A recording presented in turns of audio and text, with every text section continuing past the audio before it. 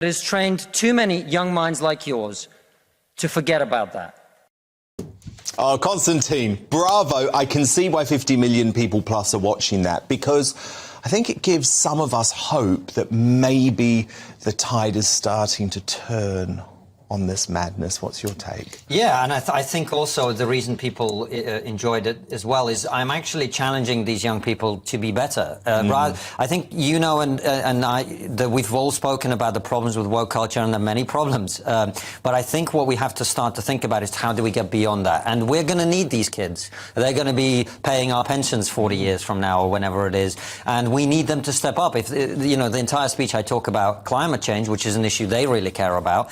If you care about it, that means you have to work. You have to find technical solutions. And that's what I think we have to start getting to. Rather than just focusing on what's wrong with wokeness, I think we all know what's wrong with wokeness at this point. We have to start thinking about how do we encourage young people to be better, to be more resilient mentally and so on. Well, yeah, and it's hard for them, though, isn't it, Konstantin? Because it's not their fault. As much as I criticise them, they are now growing up in a culture where they are told, right from a very young age, not only is it OK to be a victim, actually, it's sometimes a preferable thing to be a victim, to sort of wallow in victimhood. Exactly, and I think that's where we as adults have to step in and go, actually, you know, if you want to make something of yourself, because look, the reality is young people do want to get on in life and make something of themselves.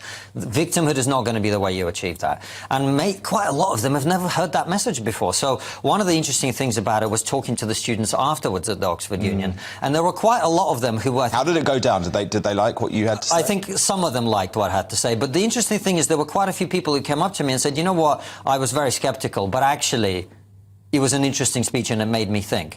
And I think that's the sort of thing that we have to start thinking about, is what is our positive vision for these young people and for our own children? And you know, our generation, their generation, I think we've been badly let down by actually previous generations who haven't told us what is the way to actually think about things and what is the way to live life. I agree, but I also think people have to make individual choices, don't they? And I think if you look at my history or your history, for example, neither of us were born with a silver spoon in our mouth. We also were not born in this country.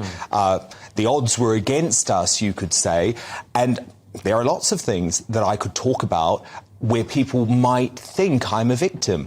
But I refuse to do so. It's not that I don't want to share myself, because I'm actually a very open person, but it's because I refuse to be one of those people who walks around being a victim. I think actually one of the worst things about woke culture is sometimes it's all about focusing on the past, and it's not about actually working out about how you can use the tough obstacles in life to actually make something of yourself. I couldn't agree with you more, Dan, and that's why I think that is the message that we should be sharing with people is, look, 20 years ago I was sleeping in a park in Edinburgh because I couldn't afford rent, right? And here I am now, I've got a Sunday Times best-selling book, I've got a very successful YouTube show, and that is the beauty of the West. As you know, I talk about it in my book.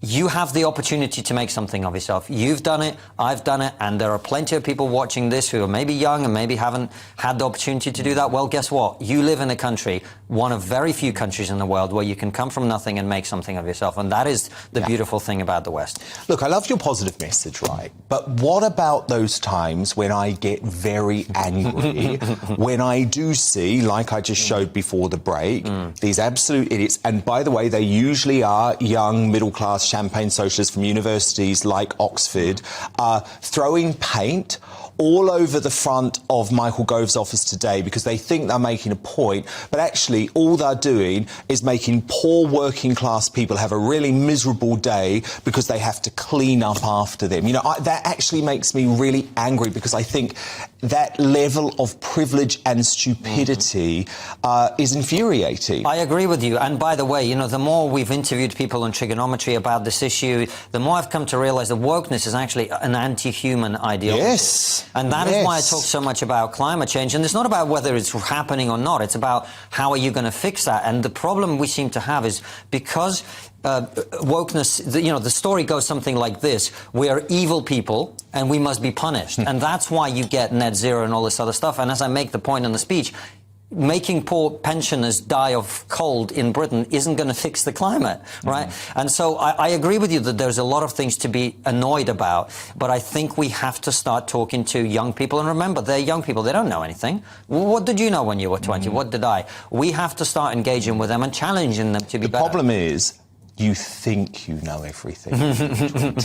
And because of the Greta Thunbergs of this world, because of woke people like Nicola Sturgeon, who I think are actually taking advantage of 16 and 17-year-olds for her own political gain and to advance her own very woke political agenda, actually these young people are being empowered in a way that maybe previous generations weren't. I agree with you. I think the incentive structures are there for them to be victims. I mean, you were talking about Harry and Meghan earlier.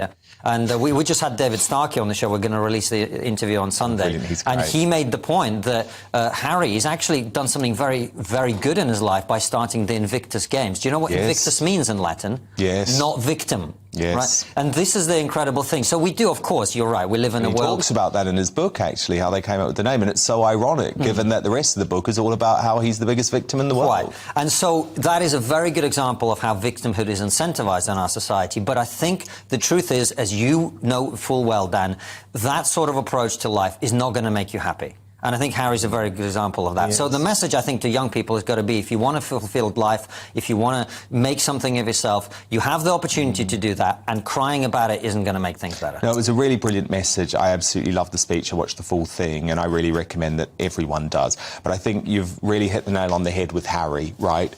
Pre-woke, he did something brilliant for the world, the Invictus Games, something that could have been his legacy, and maybe one day it still will be. And he seemed really happy, right? He seemed like a really happy guy. Post-woke, he's done nothing for the world. Post-woke or post-Meghan? Because all he does, well, maybe one day post-Meghan. A beautiful woman will do that. But indeed, for now, you know, post his woke agenda, miserable. Yeah. And all he does is talk about being a victim rather than helping the real victims of the world. And I think, actually, if young people sort of look at those two Harrys, maybe they'll get an idea of why sometimes you want to reject the woke ideology. But I think you've done a very good job to start that. Thanks for having me back, Dan. Great to see you, Konstantin.